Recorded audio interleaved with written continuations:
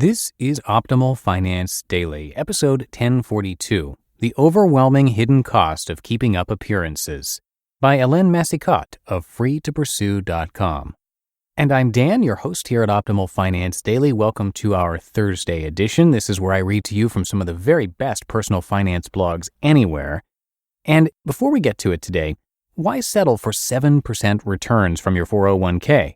Whether you're an experienced investor or new to the game, our friends at the Motley Fool want to help you find great stocks. That's why they've created a report on a group of 5 stock picks for the next generation of investors, and it's free for all Optimal Finance Daily listeners at fool.com/optimalfinancedaily.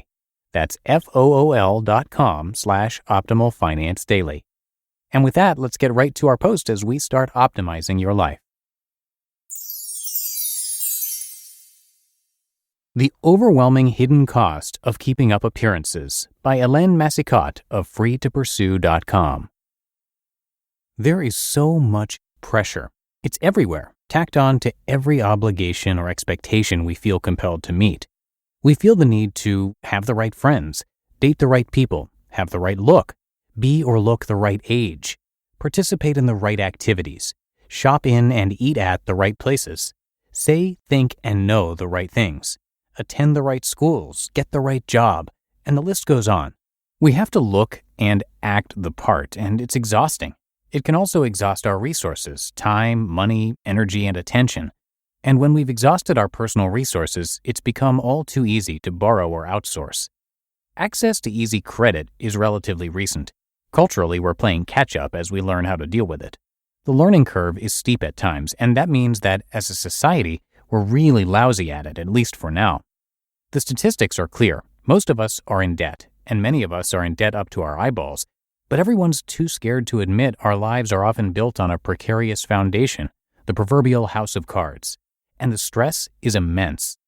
Many of us feel the pressure to demonstrate to others that our lives are rosy, and the better we are at it, the higher the stakes in revealing that life isn't quite so perfect. It can start with a single financial mishap, such as buying a home or vehicle that's a bit too much to handle, borrowing money to go to a school we believe we need to attend to be successful, getting sick and having to pay for medical treatment, losing income because we need to take time away from work, possibly even living with disabilities that require us to seek assistance, losing a partner, breakup, divorce, or death, or unexpectedly losing a job. All of these situations could happen to any one of us, taking us from a stable situation to one where we now have new fixed expenses in the form of payments to one or more creditors that we find unmanageable over the medium to long term. What at first seemed to be our saving grace, easy access to credit, can turn ugly very quickly. Unfortunately, that's right when we should start talking about it. We need to start finding ways to reduce our psychological burden and make things better, little by little, day by day. But most of us don't. Getting access to credit to bridge a shortfall of some sort has been normalized to such an extent that most of us would rather seek assistance from a creditor than talk to family and friends about a bind that we find ourselves in.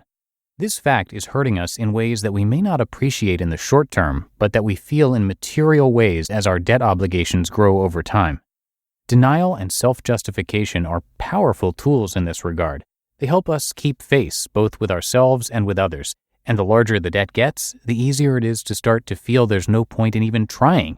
It feels pointless. We believe it'll never be paid off. And then there's shame. I'm convinced that shame, along with denial, are the emotions that keep the credit markets afloat. Denial and shame compel us to hide reality from ourselves and others at least a little while longer. As our personal debt grows, so does our precarious house of cards. One wrong move, one unexpected event, and it can all come tumbling down. And that fact preoccupies us so much that we can scarcely think of anything else. And yet we still keep our misery to ourselves as we renew a lease on a car we can't really afford or grab a few groceries, wondering all the while if this is the time our plastic will be declined. We need to stop this madness by tapping into our relationships and the helpful resources that are key to getting through hard times. Support is all around us. Having the support of our fellow human beings is more powerful than any source of credit in helping us get our lives back on track. Support helps us relieve the pressure, mental, emotional, sometimes financial. Solid support helps us feel okay with dropping the act. Support helps us renew hope. Support helps us stay in touch with the reality of our situation and prevents us from catastrophizing it. Support helps us find the strength to eventually get back on our feet, one step at a time. Most importantly, support crushes shame and denial. It can offer us the validation and the strength that is often difficult, if not impossible, to feel on our own. If you feel overwhelmed by the pressure of it all, please seek help now. It could not only change your life, it could spare it. There are no appearances so important to maintain as to bring you to the brink, or worse, to have you consider actions that cannot be undone. There is strength in vulnerability. There is strength in sharing worries and anxieties and overwhelm. Anyone who has experienced the relief of telling someone, anyone, swears by it. Let's tell shame to take a hike by choosing to be vulnerable. Vulnerability is the ultimate pressure valve.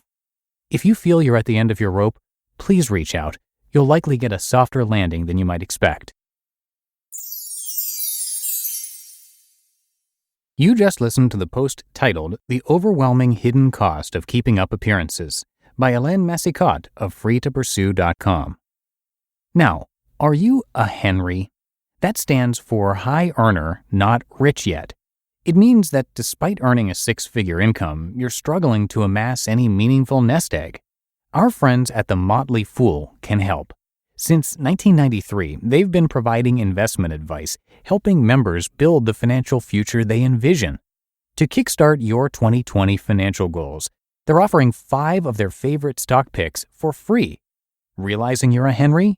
Remember the not rich yet part. You can do it, and the Motley Fool can help. Visit fool.com/optimalfinancedaily. That's FOOL.com/optimalfinancedaily. And that's it for today. I thank you so much for listening and for subscribing. Hope you have a great rest of your day, and I'm going to see you back here tomorrow for the Friday show, where your optimal life awaits.